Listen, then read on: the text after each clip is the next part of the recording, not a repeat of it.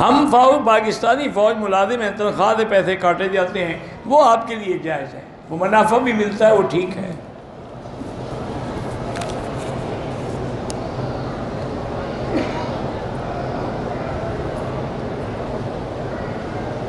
کہتے جی کہ اللہ نے فرمایا کہ کان عرشہ علی الماء، کہ پانی پہ تھا، تو وہ کوئی نشاندہی کر سکتا، کوئی نہیں کر سکتا۔ پانی پہ کہا ہے، زمین پہ تو نہیں کہا۔ زمین تو بعد میں اللہ نے پیدا کی، اللہ نے اس کے بعد زمین پیدا کی ہے، پھر زمین بھی پیدا کر کے چھوڑ دی، پھر آسمان بنایا، ثم استوى إلى السماء وهي دخان، اس کے بعد پھر والارض بعد ذلك دحاها، پھر زمین کو بچھایا گیا۔ وہ زمین تھی نہیں تو نشاندہی کیسے کریں؟ نہ تمہیں نشاندہی کرنے سے کیا مل جائے گا، مجھے یہ بتاؤ پہلے، یہ لکھ کے بھیج دو نا تو پھر میں بتا دوں۔ یہ تو امام محمد سے نعوذ باللہ، امام محمد تھے نا، محمد بن حسن الشیبانی، امام شافعی کے بھی استاد تھے، اللہ ان کی قبروں پر رحمت کرے، کروڑوں رحمتیں فرمائے۔ تو سرکاری مولوی جو تھے نا وہ جلتے تھے ان سے، حق والوں سے آج بھی جلتے ہیں۔ دیکھا نہیں ابھی قاتلانہ حملے کر رہے ہیں، کبھی حلوے کھانے والوں پر حملہ ہوا ہے؟ نہیں، ٹھنڈے دل سے جا کے ملک میں چیک کر لو۔ بھئی نظام الدین شامزائی شہید ہوئے، مولانا ادریس انصاری شہید ہوئے، ڈاکٹر مختار شہید ہوئے، آدم فاروقی شہید ہوئے، ضیاء الرحمن فاروقی شہید ہوئے، آدم طارق شہید ہوئے، مولانا یوسف لدھیانوی شہید ہوئے۔ یہ ساری پارٹی کون ہے؟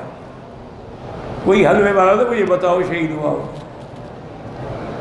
ان کو پتہ ہے یہ حلوے والے لوگ ہیں، ان سے خطرے کی ضرورت نہیں، حلوے کی پلیٹ دے دو یہ راضی ہیں۔ جھگڑا تو ان سے ہے جو اللہ کے سوا کسی کو کچھ نہیں سمجھتے۔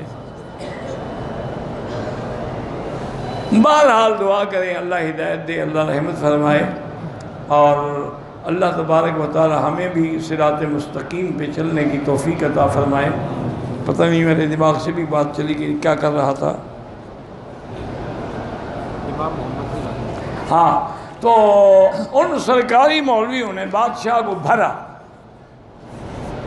انہوں نے کہا جی آپ ایسے امام محمد کو اتنا بڑا امام سمجھتے ہیں، آج ہم آپ کو بتاتے ہیں کچھ سوالات۔ امام صاحب جب تشریف لائے نا ان سے پوچھیں، لیکن یہ پابندی لگائیں کہ وہ کتاب دیکھ کے جواب نہیں دیں گے، جواب عقل سے ہو، نقل سے نہ ہو۔ بات کا ٹھیک ہے۔ انہوں نے کہا جی ایک تو یہ بتائیں کہ شیطان کہتے ہیں آگ سے پیدا ہوا، اگر آگ کو آگ میں ڈال دو تو کیا عذاب ہوگا؟ شیطان آگ سے ہے، جہنم بھی آگ ہے، پھر اس کو تو کوئی عذاب نہیں ہوگا نا۔ اور دوسرا یہ بتائیں کہ زمین کا سینٹر مرکز کہاں ہے؟ اور تیسرا یہ بتائیں کہ اس وقت خدا کیا کر رہا ہے؟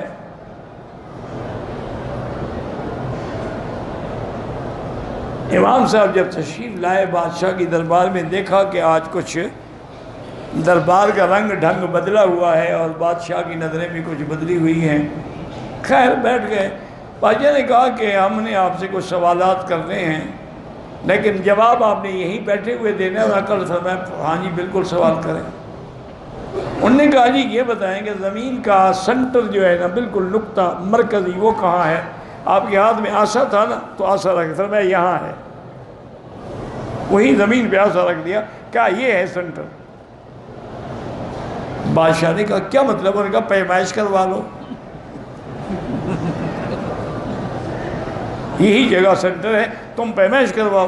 بادشاہ نے دیکھا مولویوں کو، جناب ساری دنیا کے پٹواری بلاؤ تو پیمائش نہیں کر سکتے۔ انہوں نے کہا چلو جی یہ مسئلہ تو حل ہو گیا۔ اب یہ بتائیں کہ شیطان آگ سے ہے؟ انہوں نے کہا جی ہاں آگ سے۔ تو آگ کو آگ میں ڈالنے سے کیا عذاب ہوگا؟ انہوں نے فرمایا حضرت مٹی کا ایک ڈیلا مجھے منگوا دے، میں جواب بعد میں دوں گا۔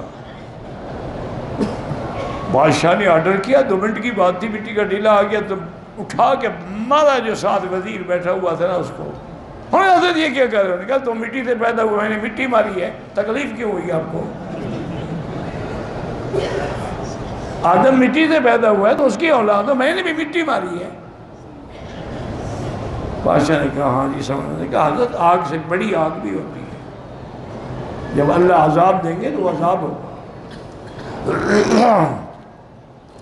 انہوں نے کہا جی ہمارا ایک سوال باقی رہ گیا ہے، یہ بتائیں کہ اس وقت خدا کیا کر رہا؟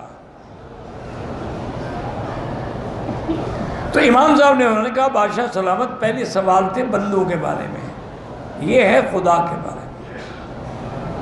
اس کا جواب میں تب دوں گا کہ آپ کرسی چھوڑ کے میری کرسی پہ آ جائیں، مجھے اپنی کرسی پہ بٹھائیں، میں اونچے مقام پہ بیٹھ کے خدا کے بارے میں بات کر سکتا ہوں۔ بادشاہ نے کہا ٹھیک ہے۔ بادشاہ اٹھ کے آ گیا، اوپر چلے گئے، فرمایا پوچھو کیا پوچھنا ہے؟ انہوں نے کہا خدا کیا کرے گا؟ یہی تو کر رہا ہے کہ بادشاہ کو اتار دیا، فقیر کو بٹھا دیا۔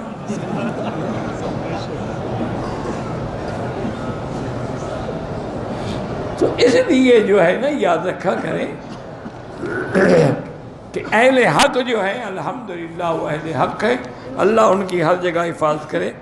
مدینہ منورہ میں جو عورتیں درود شریف پڑھاتی ہیں ہر دانے پر تسبیح کے، وہ اولاد کے لیے پڑھاتی ہیں، اللہ عالم مجھے نہیں پتا وہ کیا کرتی ہیں۔ ہم نے تو یہی سنا ہے کہ اولاد مرد سے ہوتی ہے، یہ تمہیں کب سے پتہ لگا کہ عورتوں سے بھی ہوتی ہے؟ اللہ کی بندی بس روزی بنانے کا وسیلہ بنایا اور اسی بہانے تم جاؤ گی تو کچھ نہ کچھ دے کے آؤ گی نا، کوئی مسئلہ نہیں شریعت میں۔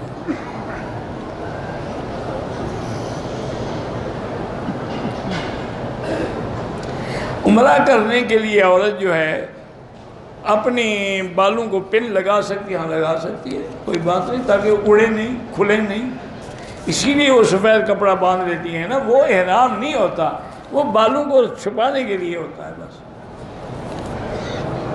ہمارے ایک انجینئر ہیں، ہر آدمی کو حضرت تھانوی اور حضرت عبدالقادر جیلانی کے بارے میں نازیبہ باتیں کرتا ہے۔ اللہ جس سے ناراض ہو نا اپنے اولیاء اللہ کا گستاخ بنا دیتا ہے۔ جب آدمی اولیاء اللہ کی گستاخی کرے سمجھ لو کہ اللہ ناراض ہے۔ من آذالی ولی وقد آذنتہ بالحرب، حدیث ہے کہ جو اللہ کے ولی کے بارے میں برا کہے اللہ سے جنگ کرے۔ دور حاضر میں دجال کی نشانی ہے کہ ابھی دجال نہیں آیا، فکر نہ کرو، ویسے اور جو دجال ہیں اس کے شاگرد ہیں، چھوٹے چھوٹے دجال ہیں، بڑا ابھی نہیں آیا۔ حضور نے فرمایا کہ اس کی آنکھ اپھڑی ہوئی ہوگی اور اس کی پیشانی پہ لکھا ہوگا کافارا، مومن پڑھ لے گا کافر۔ سورۃ یوسف کو پڑھ کے دعا کریں اولاد کی تو اللہ اولاد دیں گے۔ ازواج مطہرات کی عدت کا کیا معنی ہے؟ جب ان کا نکاح ہی ناجائز ہے، عدت کا کیا مطلب؟ اللہ کے نبی کی بیوی کا تو نکاح ہوتا نہیں، ان امہاتکم، وہ تمہاری مائیں ہیں۔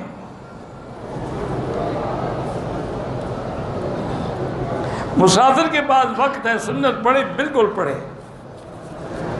ایک آدمی کی زمین ہے ٹھیکے پر، تو جو اب آبادی ہوگی جو کاشت کر رہا ہے اس کو دینی ہوگی، کیونکہ جنس وہ اٹھائے گا نا، یا پہلے شرط کرے گی جی عشر آپ دیں گے۔ 1 لاکھ روپے کی بیمہ پالیسی ہے، 2 لاکھ روپے منافع ملے، وہ منافع نہیں ہے، سود ہے، حرام ہے، وہ غریبوں کو دے دو اور ثواب کی نیت نہ کرو۔ مغرب سے پہلے کوئی سنت نہیں ہے، یہ جو پڑھتے ہیں مستحب ہے۔ مکروہ وقت یہ ہے کہ صبح کو یعنی نماز کے بعد سے لے کر سورج نکلنے تک، پھر عین سورج جب سر پہ ہو، پھر عصر سے لے کر مغرب تک۔